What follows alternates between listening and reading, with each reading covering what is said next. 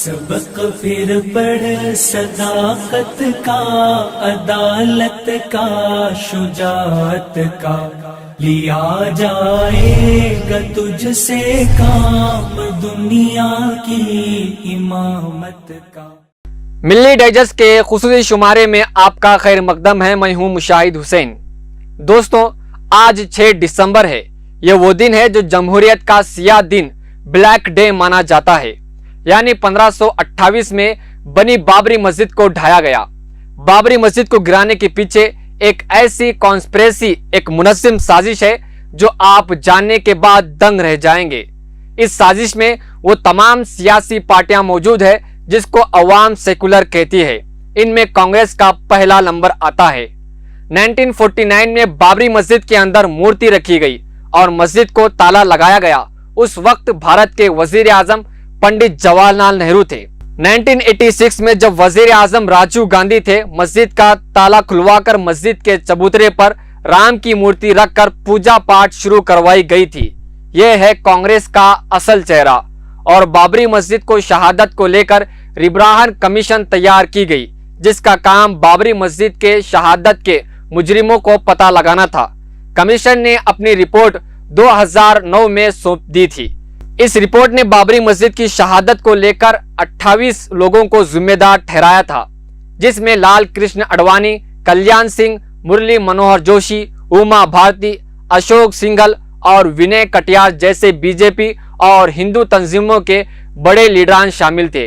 ये रिपोर्ट जब सौंपी गई उस वक्त भी कांग्रेस की हुकूमत थी और कांग्रेस ने अपने मफाद को बरकरार रखते हुए मुसलमानों पर होने वाले मजालिम पर कायम किए गए दीगर कमीशन की सिफारिशात की तरह इस कमीशन की सिफारिश भी रद्दी की टोकरी की नजर कर दी। यह है कांग्रेसियों का दोगलापन। और उस वक्त वजीर आला कल्याण सिंह ने ना मस्जिद की हिफाजत की और ना ही इस जगह बनी आरजी मंदिर को हटाने की कोई कोशिश की। वजह साफ थी, वो खुद मस्जिद को गिराना चाहते थे और मंदिर की तामीर कराना चाहते थे। लिब्राहन कमीशन ने अपनी रिपोर्ट में कल्याण सिंह के मुतालिक से कहा है कि इन्होंने पहले ही से रियासती और जिले इंतजामिया में कुछ ऐसे फेरबदल किए थे कि इंतजामिया इनका गुलाम बन गया था। इंतजामिया ने इख्तियारात होने के बावजूद मस्जिद को बचाने और कार सेवकों को मस्जिद तक पहुंचने से रोकने के लिए कुछ नहीं किया। जब 2019 में सुप्रीम कोर्ट का इंसाफ का फैसला आया, जहां इंसाफ के मंदिर में ही इंसाफ का कत्ल किया गया। यह फैसला सिर्फ दिल तोड़ने वाला नहीं बल्कि दिल को चिकनाचूर कर देने वाला फैसला था। एक तरफ जहां सैकड़ों साला मस्जिद थी, 5 वक्त नमाजें, ईदैन की नमाजें होती थी, पूरी दुनिया के मीडिया के कैमरों के साथ मुल्क के करोड़ों अवाम के सामने और आर्मी की मौजूदगी में बाबरी मस्जिद को शहीद किया गया। मस्जिद को शहीद करने में 5 घंटे से ज्यादा वक्त लगा। उस वक्त पूरे मुल्क का अदल व इंसाफ, जमीर, उसूल, कवानीन, अहदनामे, इंसानियत सब कुछ कोमा में जा चुकी थी। इन फाशिस्ट ताकतों के जरिए आइए एक नजर डालते हैं बाबरी मस्जिद की तारीख पर। 1528 को अयोध्या जिला फैजाबाद ऊद के मुकाम पर मुगल बादशाह जहीरुद्दीन बाबर की जानिब से ऊद के गवर्नर मीर बाकी के ज़ेरे निगरान बाबरी मस्जिद की तामीर की गई। 1885 को फैजाबाद की अदालत ने मस्जिद से 100 कदम के फासले पर रघबीर दास नाम के एक शख्स ने मंदिर तामीर कराने की इजाजत मांगी, जो रद्द कर दी गई। 1860 में बाबरी मस्जिद का हुकूमत ने रजिस्ट्रेशन करवाया। तमाम दस्तावेजात रजिस्टर किए गए ताकि मुसलमानों की इस जमीन और इबादतगाह पर कोई दावा का ऐलान न कर सके। 1883 में राम चबूतरे पर राम जन्म आस्था का बोर्ड लगा दिया गया। डिप्टी कमिश्नर फैजाबाद ने इस बोर्ड को निकालने के अहकाम दिए गए। 1885 फैजाबाद के डिस्ट्रिक्ट जज में मुकदमा दाखिल किया गया। राम जन्म आस्था जो मस्जिद के बाहर एक चबूतरे पर है, वहां मंदिर की इजाजत दी जाए। इस मुकदमे को अदालत ने खारिज कर दिया। 1949 बाबरी मस्जिद के मरकजी गुंबद में कुछ लोगों ने देर रात अंधेरे का नाजायज फायदा उठाते हुए मस्जिद में राम लीला की मूर्तियां रख दी। इस तरह मस्जिद पर ताला लगा और नमाज की इजाजत भी नहीं दी गई, मूर्तियां भी नहीं हटाए गए।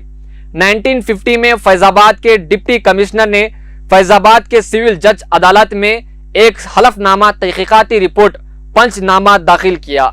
यह जायदाद मुसलमानों की है। 1955 में सुन्नी वक्फ बोर्ड ने मस्जिद से मूर्तियां हटाने की अपील की।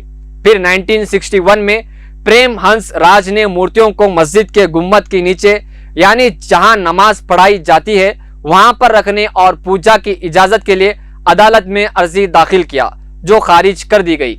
फिर 1984 में डिस्ट्रिक्ट मजिस्ट्रेट पी.के. पांडे की सिफारिश पर डिस्ट्रिक्ट कोर्ट ने हिंदुओं को मस्जिद में रखी गई रामलीला मूर्तियों की पूजा की इजाजत दे दी, जिसका शिलान्यास करवाया गया और शिलान्यास राजीव गांधी ने करवाया था। 1987 में हाईकोर्ट के हुक्म पर बाबरी मस्जिद में कोई नमाज न पढ़े, इसके लिए एक निगरान कमेटी मुकर्रर की गई। 1989 तक 1992 तक संघ परिवार की तमाम तंजीमें विश्व हिंदू परिषद के झंडे तले और बीजेपी के कमान आरएसएस की क़ियादत में मुल्क भर में बाबरी मस्जिद गिराकर मंदिर बनाने की तहरीक चलाती रही। फिर जाकर 6 दिसंबर 1992 को बाबरी मस्जिद को शहीद कर दिया गया। उस वक्त 90,000 पैरामिलिट्री फौज और बड़ी तादाद में पुलिस भी मौजूद थे। न सिर्फ मस्जिद शहीद की गई, बल्कि आरजी मंदिर भी बनाया दिया गया। बाद में इस मंदिर को पुख्ता कर दिया गया। 2002 से 1992 तक डिस्ट्रिक्ट कोर्ट और मुख्तलिफ अदालती कार्रवाइयों से होकर 2002 को इलाहाबाद हाई कोर्ट में बाबरी मस्जिद के मुकदमे की समाअत शुरू हुई। 2010 को इलाहाबाद हाई कोर्ट ने 2 एकड़ जमीन को 3 हिस्सों में तकसीम कर दिया। एक हिस्सा सुन्नी वक्फ बोर्ड, दूसरा हिस्सा रामलीला ब्राह्मण और तीसरा हिस्सा नरमोही अखाड़े को दे दिया गया। 2019 में सुप्रीम कोर्ट के चीफ जस्टिस रंजन गोगोई की क़ियादत करने वाली पंच रुकनी बेंच ने बाबरी मस्जिद की जगह एक तरह से मंदिर के हवाले करने का फैसला दे दिया और यह फैसला इंसाफ पर नहीं बल्कि मेजोरिटी को मद्देनजर रखते हुए दे दिया गया। और इसके बाद बीजेपी ने चीफ जस्टिस रंजन गोगोई को राज्यसभा का रुकन बना दिया। इन तारीख से आपको पता चला होगा कि कैसे एक मस्जिद को मंदिर बना दिया गया। क्या यही जमहूरियत है? बाबरी मस्जिद को शहीद करने वाले सबसे बड़े दहशतगर्द थे। अगर इनके खिलाफ कार्रवाई की गई होती तो आज इनके हौसले पस्त हो गए होते, मगर इनके खिलाफ कोई कार्रवाई ना होने की वजह से आज इनके हौसले इतने बुलंद हो गए हैं कि वो अपने खिलाफ तहकीकात करने वाले पुलिस अफसर को भी बर्दाश्त नहीं किया गया, बल्कि इसका भी बेरहमी से कत्ल किया गया। आज इन भगवा दहशतगर्दों के हौसले जितने बुलंद हैं, इसकी बहुत हद तक जिम्मेदार कांग्रेस भी है, जिसका फायदा उठाकर आज बीजेपी उठा रही है। और अब बाबरी मस्जिद के बाद दूसरे मसाजिद को टारगेट करने की कोशिश की जा रही है कि कैसे दूसरे मसाजिद को मंदिर में तब्दील कर दिया जाए। मिल्ली डाइजेस्ट चैनल पर क्लिक करके सब्सक्राइब करें। हमारी हर वीडियो आप तक पहुंचने के लिए बगल के बेल आइकन को जरूर दबाएं और दूसरों को शेयर करना ना भूलें।